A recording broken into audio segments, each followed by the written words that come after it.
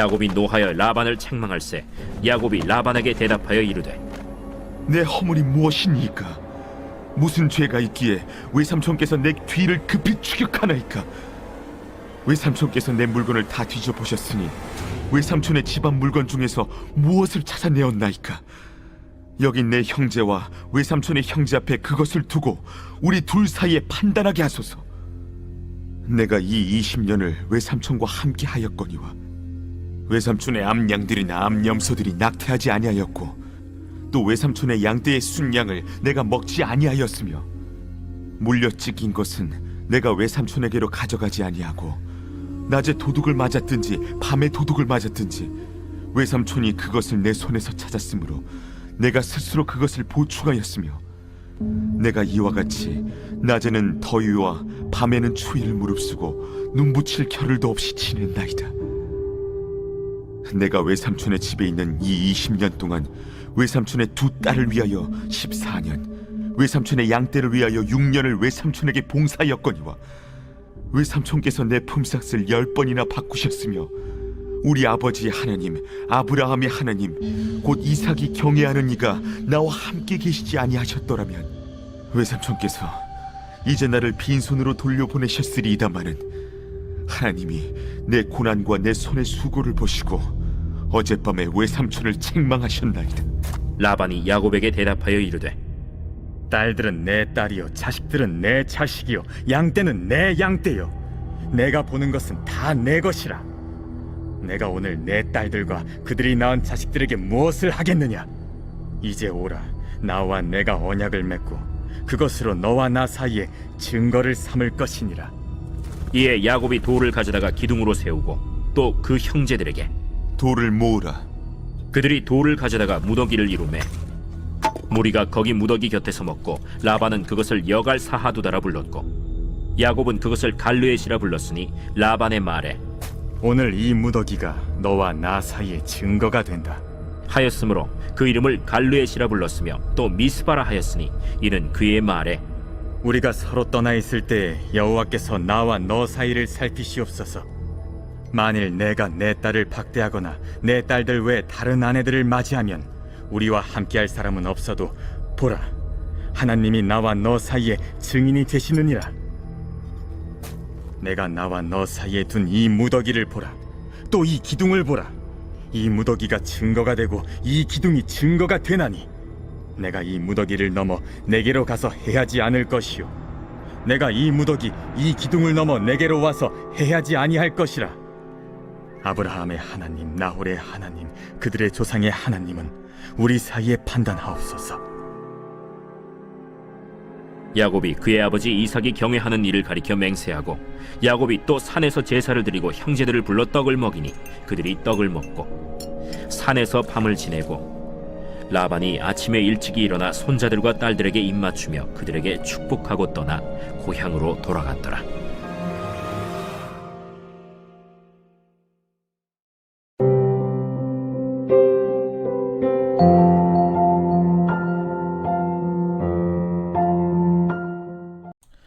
여러분 반갑습니다. 오늘도 퀴트로 여는 기막힌 하루입니다. 본 말씀 창세기 31장 36절부터 55절의 말씀입니다. 20년 동안 라반의 밑에서 노예처럼 살아왔던 야곱이었습니다. 그런데 오늘 본문에 나타나는 야곱은 더 이상 할 말 못하고 숨죽여 살아온 그 야곱이 아니라 너무나 당당하고 떳떳한 모습으로 라반 앞에 서 있습니다. 여러분, 우리 그리스도인들이 이 세상에서 보여야 할 태도가 바로 이런 모습입니다. 겸손하지만 비굴하지 않고 섬기는 자리에 있지만 당당하고 떳떳한 것. 이것이 바로 우리 그리스도인들의 삶의 태도인 것입니다. 자, 그렇다면 우리가 세상에 비굴하지 아니하되 당당하게 살아갈 수 있게 만드는 그 성도의 힘이 어디로부터 나오겠습니까? 자, 먼저 첫 번째로 진실함과 정직함이 성도의 힘입니다. 자, 라반이 야곱이 도망갔다는 소식을 듣고 7일을 쫓아와서 드디어 야곱을 잡아냅니다. 물론 야곱이 라반 몰래 집을 떠난 것은 결코 잘한 행동은 아니었습니다. 그러나 그럼에도 불구하고 야곱은 당당합니다. 도리어 자신을 쫓아온 라반을 야곱이 준엄하게 책망합니다. 오늘 36절에 보니까 야곱이 노하여 라반을 책망할세. 야곱이 라반에게 대답하여 이르되 내 허물이 무엇이니까? 무슨 죄가 있기에 외삼촌께서 뇌들을 급히 추격하나이까? 그랬습니다. 여러분, 야곱에게 있어서 지금 이 순간은 매우 중요한 순간입니다. 어제도 말씀드렸지만 이제 야곱이 아버지의 집으로 돌아가려는 것은 단순히 고향이 그리워서 귀향을 하는 정도가 아닙니다. 야곱은 그동안 세상에서 유리방황하면서 고생하는 이 탕자의 인생을 살았습니다. 그러나 이제 자신의 삶을 회개하고 인생의 방향을 유턴하여 다시 주님께로 돌아가고자 하는 것입니다. 자, 그런데 그것을 지금 라반이 방해하고 있는 것이죠. 그럴 때 야곱은 이 라반의 방해에 굴하지 않고 오히려 그의 행동을 꾸짖으며 책망하는 것입니다. 자, 그런데 야곱이 이렇게 당당하고 떳떳할 수 있는 이유가 무엇입니까? 그것은 라반의 밑에서 살아온 그의 삶이 진실하고 정직했기 때문입니다. 자, 오늘 38절 이하에서 이 야곱이 20년 동안 어떻게 살아왔는지 이 소회하는 내용을 들여다보면 정말 눈물겨울 정도입니다. 그러나 야곱은 이 한 번의 결정적인 순간을 위해 무려 20년을 침묵하고 인내하며 견디고 살아온 것입니다. 여러분, 왜 우리가 큐티의 꽃이 적용이라고 하시는지 아시겠습니까? 지금 세상 사람들이 그리스도인들을 향해서 비아냥거리는 말이 무엇입니까? 그들이 이런 말을 합니다. 교회 다니는 사람들은 말만 잘해. 교회 다니는 사람들은 말만 잘한다는 것입니다. 여러분, 이게 무엇을 의미합니까? 말은 잘하는데 삶이 없다는 것이죠. 여러분, 지금 세상이 우리 그리스도인들에게서 보기 원하는 것은 말 잘하는 것이 아니라 복음에 합당한 삶입니다. 비록 나는 그렇게 살지 못하지만 세상의 빛과 소금의 삶을 살아내는 우리 그리스도인들을 통해 소망을 보게 되기를 원하는 것입니다. 그런데 우리에게서 복음의 말은 많으나 그 합당하지 못한 삶, 믿는 자나 믿지 않는 자나 도무지 다를 것이 없는 삶을 바라보면서 실망하는 것이죠. 예수님도 오늘 말씀하시기를 하나님의 나라는 말에 있지 아니하고 오직 능력에 있다 라고 말씀하십니다. 여러분, 바로 이런 의미에서 성경 전체에서 가장 능력 있게 쓰임받았던 인물이 있다면 그가 바로 바울일 것입니다. 그는 그의 사역을 통해 수많은 사람들을 그리스도께로 회심시키고 많은 교회를 세운 사람입니다. 자, 그런데 이 바울이 이렇게 능력 있게 쓰임받고 많은 열매를 거둔 비결이 무엇입니까? 여러분, 이것에 대해 사도행전 20장 18절에서 바울이 이렇게 고백합니다. 내가 항상 여러분들 가운데서 어떻게 행하였는지를 여러분도 아는 바니. 여러분, 지금 바울이 뭐라고 말했습니까?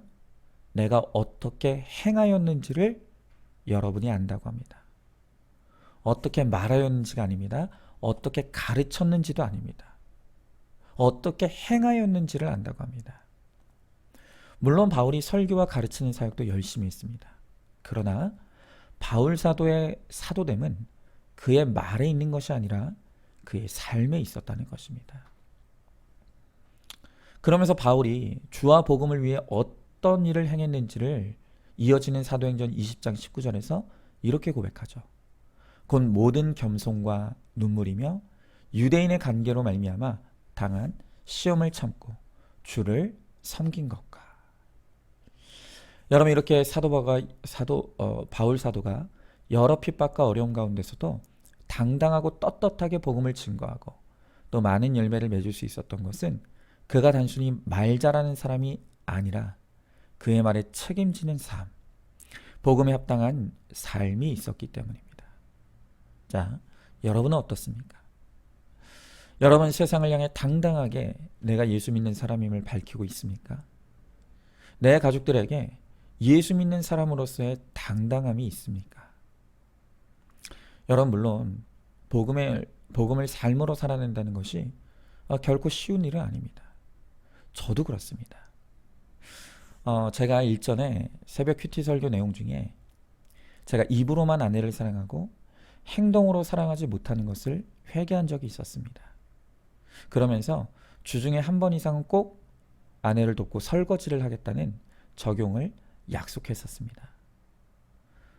여러분 다 기억하시죠? 제가 그 적용을 선언한 이후로 진짜 그렇게 하고 있습니다. 목회자는 월요일이 휴일이기 때문에 제가 주로 월요일이 되면 꼭 설거지를 하고 있습니다.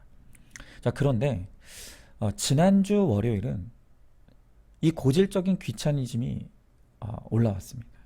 설거지가 하기 싫은 것입니다. 그래서 제가 부린 꼼수가 뭐냐면 설거지를 하긴 하되 설거지감이 가장 안 나오는 끼니 때를 골라서 그렇게 설거지하기로 마음먹었습니다. 제가 가만 지켜보니까 점심때가 아이들도 학교 가서 없고 그냥 저희 둘이 대충 때워서 딱 설거지감이 없는 겁니다. 그래서 제가 얼른 내가 지금 설거지하겠다고 나섰습니다. 그랬더니 제 아내가 저의 꼼수를 눈치챈 것 같습니다. 그러면서 하는 말이 지금은 설거지감이 없으니까 저녁에 하시라. 저를 못하게 하는 겁니다. 그래서 결국 어쩔 수 없이 저녁에 꿍시렁거리며 설거지를 했습니다. 저도 이런 수준입니다. 여러분, 우리가 말만 많고 삶은 없는 이 빈 껍데기 같은 우리의 모습을 진정으로 회개해야 합니다. 이렇게 삶이 따라주지 못하니 밖에서 식사기도 하나도 당당하게 하지 못하고 아무도 했는지 모를 정도로 눈만 깜빡이는 그런 기도를 하고 있지 않습니까?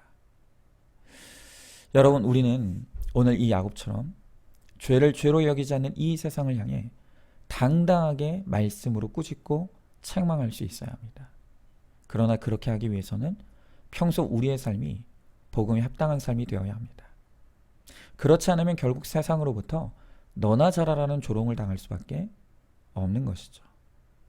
오늘도 치열하게 큐티하고 치열하게 말씀 붙잡고 살아내므로 당당하고 떳떳하게 복음을 세상에 드러내고 증거하는 우리 모두가 될 수 있기를 소망합니다. 자, 한번 질문해 봅니다. 큐티를 할 때 적용란을 빈칸으로 두고 있지는 않습니까? 직장과 식당에서 식사 전 식기도를 당당하게 하고 있습니까? 아니면 하는 듯 마는 듯 혹은 아예 안 하고 있지는 않습니까? 그 이유가 무엇이라고 생각합니까? 결정적인 순간에 복음을 외치기 위해 복음에 합당한 삶을 평소에 잘 살아내시기 바랍니다.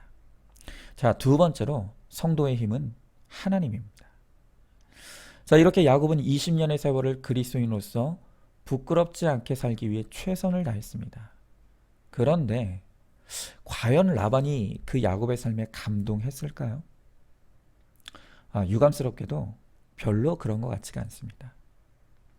분명히 라반은 야곱 덕분에 재산이 불어났고 잘 먹고 잘 살게 되었습니다. 그런데 그는 그런 야곱에게 크게 고마워하지 않는 것 같습니다. 그가 얼마나 뻔뻔한지가 잘 드러나는 구절이 바로 43절입니다. 자, 43절에서 라반이 이렇게 말하죠. 라반이 야곱에게 대답하여 이르되 딸들은 내 딸이요 자식들은 내 자식이요 양떼는 내 양떼요 내가 보는 것은 다 내 것이라 내가 오늘 내 딸들과 그들이 낳은 자식들에게 무엇을 하겠느냐. 여러분, 지금 라반이 무엇을 말합니까? 쉽게 말하면 너만 했냐? 나도 했다. 지금 이 말을 하는 것입니다. 내가 내 딸을 너에게 줬고 그 덕분에 네가 자식도 낳았고 너의 재산도 내 양떼로 불린 것이 아니냐. 지금 그것을 말하고 있는 것입니다. 여러분, 이 세상 사람들이 이렇습니다. 세상은 도무지 자기 죄를 볼 줄 모르고 은혜를 은혜로 여기질 않습니다. 그러니 세상 사람들이 이기적이고 뻔뻔한 것은 너무 당연한 것이죠. 우리가 추월하도 내가 이만큼 했으니 상대방도 나를 알아주겠지라고 생각하면 여러분 큰 오산입니다. 물론 그렇다고 우리가 구원을 위해 섬기고 희생하고 노력하는 것이 다 쓸데없다는 말이 절대로 아닙니다. 우리는 우리가 해야 될 우리의 사명과 노력을 다해야 합니다. 그러나 내 노력만으로는 절대로 사람을 근본적으로 변화시킬 수 없다는 것도 인정해야 합니다. 여러분, 그러면 어떻게 해야 합니까? 자, 오늘 라반을 보면 비록 그가 여전히 뻔뻔하고 이기적이지만 그럼에도 불구하고 처음 야곱을 쫓아봤을 때는 태도가 많이 달라져 있습니다. 처음에 야곱이 도망갔다는 소식을 듣고 쫓아올 때는 라반이 야곱을 죽일 생각으로 쫓아왔습니다. 그런데 지금 라반의 태도를 보면 오히려 야곱 앞에서 주눅이 들어있다고 느낄 정도로 그가 변해 있습니다. 여러분, 이게 어떻게 가능한 일입니까? 우리는 이러한 라반의 변화의 이유를 바로 42절에서 발견합니다. 자, 42절에서 야곱이 이렇게 말하죠. 하나님이 내 고난과 내 손의 수고를 보시고 어젯밤에 외삼촌을 책망하셨나이다. 여러분, 그렇습니다. 야곱의 20년의 수고와 헌신에도 고마워할 줄 모르고 죽자고 달려드는 라반이었습니다. 야곱의 책망에도 그리 회개하지 않았습니다. 그러나 하나님이 개입하셔서 이 라반을 책망하시니 라반이 변화된 것입니다. 제가 어제도 말씀드렸지만 사람은 인간의 노력과 잔소리로 변화될 수 있는 존재가 아닙니다. 여러분, 그렇게 쉽게 변화될 수 있었다면 이 세상에 변화되지 못할 사람이 누가 있겠습니까? 그러나 인간의 뿌리 깊은 죄성은 절대 쉽게 변하지 않습니다.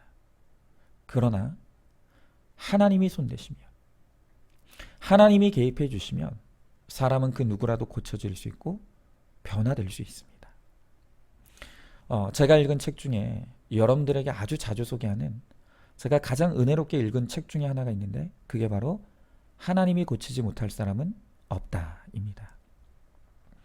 이 책은 오랫동안 우리나라에서 가장 흉악한 범죄자들이 모인다는 이 청송교도소에서 교도관으로 살아온 박효진 장로님이 그 감옥 안에서 흉악한 죄수들이 예수를 만나게 되었을 때 변화되어져 가는 과정을 생생하게 간증으로 기록해 놓은 책입니다.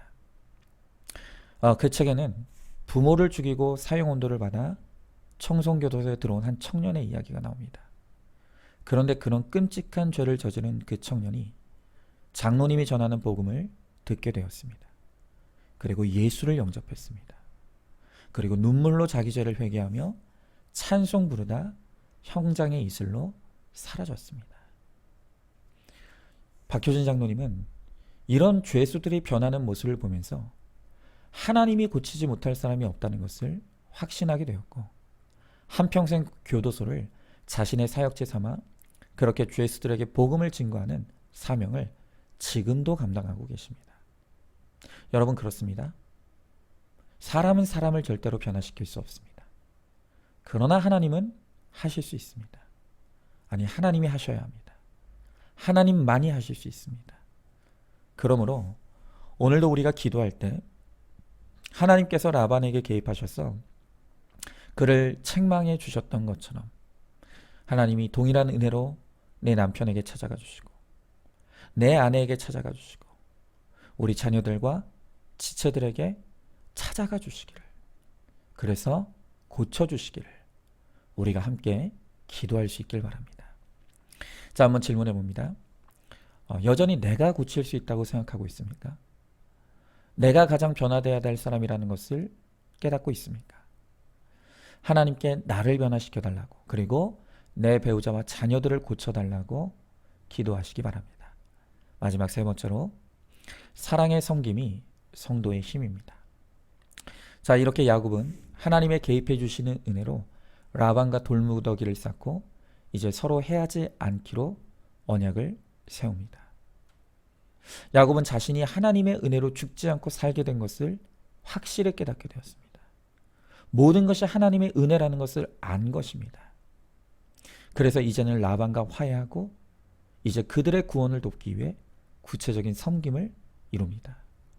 오늘 54절에 보니까 야곱이 또 산에서 제사를 드리고 형제들을 불러 떡을 먹이니 그들이 떡을 먹고 산에서 밤을 지내고 그랬습니다. 여러분, 야곱이 죽을 수밖에 없는 나를 살려주신 하나님의 은혜가 너무 놀랍고 기가 막혔습니다. 그래서 하나님께 예배한 후에 내가 받은 그 은혜를 형제들에게 떡 먹이는 수고로 섬기는 일을 베푸는 것입니다. 여러분, 그런데 이 떡을 만들어 먹인다는 것은 단순히 그저 음식을 먹는 것이 아니라 야곱의 사랑이 거기 녹아 있고 야곱의 섬김이 거기에 녹아 있는 것입니다. 여러분, 우리가 흔히 가족이라고 하는 것을 또 다른 말로 식구라고 하죠. 그런데 이 식구의 한자어가 밥식의 입구자입니다. 다시 말하면 식구란 같은 집에서 살며 끼니를 함께 나누는 사람들, 그게 바로 식구라는 것입니다. 여러분, 음식이요, 이렇게 중요합니다. 내가 누군가를 위해 정성껏 음식을 베풀고 누군가는 그 베풀어준 음식을 먹음으로써 서로 간에 사랑이 쌓이고 정을 나누게 된다는 것이죠. 여러분, 바로 이런 이유 때문에 우리가 목장에서 꼭 음식을 나누어 먹기를 권고하는 것입니다. 사랑과 정은 그냥 저절로 생기는 것이 아닙니다. 우리가 서로를 위해 수고하고 헌신하는 그 손과 발이 가는 섬김이 있을 때 정이 쌓이고 사랑이 싹트는 것입니다. 여러분, 그래서 우리 안산중앙교회는 하늘 가족 공동체이기도 하지만 하늘 식구 공동체도 되어야 합니다. 똑같은 의미에서 우리가 하나님 앞에 예배할 때 하나님께서 기뻐하시는 진정한 예배를 드린다는 것은요, 예배 시간에 말씀 듣고 감동해서 눈물 흘리는 것이 끝이 아닙니다. 진정한 예배의 완성은 내가 은혜 받았다면 그 은혜를 가지고 내 가정에 돌아가서 내 남편과 아내에게 그리고 자녀들에게 구체적인 사랑의 섬김으로 이어질 때 비로소 우리의 예배는 완성되는 것입니다. 여러분, 예배 잘 드렸습니까? 그렇다면 오늘 집에 가서 남편에게 정성스럽게 김치찌개, 된장찌개를 한번 끓여서 대접해 주시길 바랍니다. 그리고 우리 가정을 위해 수고한다고 따뜻한 격려를 해 주시길 바랍니다. 또한 예배 잘 드렸습니까? 그렇다면 집에 가서 아내의 집안일을 함께 도와주고 사랑한다고, 당신 덕분에 내가 산다고 한번 그렇게 내 아내를 향해서 사랑의 고백을 나눠보시기 바랍니다. 또한 예배를 잘 드렸습니까? 그렇다면 집에 돌아가 자녀들에게 함부로 혈기내지 않고 자녀들의 말에 귀를 기울이고 경청해 주시고 공감해 주시길 바랍니다. 여러분, 바로 그것이 우리 예배의 완성입니다. 우리의 구체적인 사랑의 섬김을 통해 내 가족들에게 주님이 찾아와 주시고 내 가족을 주님께서 만나 주실 것입니다. 자, 한번 질문해 봅니다. 교회에서는 은혜 받고 가정에 돌아가서는 혈기와 짜증으로 은혜를 쏟아버리고 있지는 않습니까? 오늘 내가 손과 발이 가는 구체적인 섬김과 수고로 해야 될 일이 무엇인지를 생각하고 적용하시기 바랍니다. 자, 오늘도 5월 7일 보석 상자입니다. 인간은 사랑을 할 수도 만들 수도 지을 수도 없지만 하나님은 사랑 그 자체이기 때문에 내가 하나님 때문에 믿음 때문에 결혼했다면 사랑을 할 수도 만들 수도 지을 수도 있게 됩니다. 아멘. 우리 함께 기도하겠습니다. 하나님, 감사합니다. 우리를 주의 자녀로 삼아주시고 하나님의 자녀로서 이 땅 가운데 하나님을 드러내고 나타내는 그 사명의 삶을 살아갈 수 있도록 은혜를 베풀어 주심을 감사드립니다. 하나님, 그러나 우리가 이렇게 영광스러운 자녀됨의 신분을 얻었고 하나님을 드러내는 직분을 받았음에도 우리가 우리의 삶이 부끄럽기에 여전히 우리가 우리의 인격이 모자라기에 우리의 삶을 통해 하나님이 드러나지 아니하고 오히려 하나님의 영광을 가리는 삶을 살아갈 때가 너무 많습니다.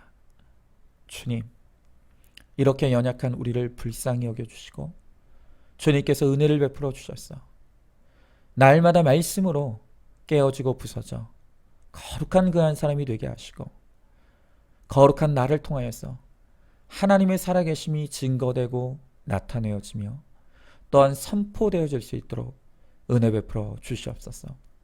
생색과 원망이 아닌 사랑의 섬김과 수고를 통하여서 내 가족들을 잘 섬겨 나를 통해 그리스도 예수의 사랑이 내 가족들에게 흘러갈 수 있도록 주님 우리를 사용하여 주시옵소서. 믿사오며 사랑이 많으신 우리 예수님 이름 받들어 기도드리옵나이다. 아멘. 오늘도 큐티로 기막힌 하루를 살아내는 하늘가족 공동체 우리 모든 성도님 되시기를 주님의 이름으로 축복합니다.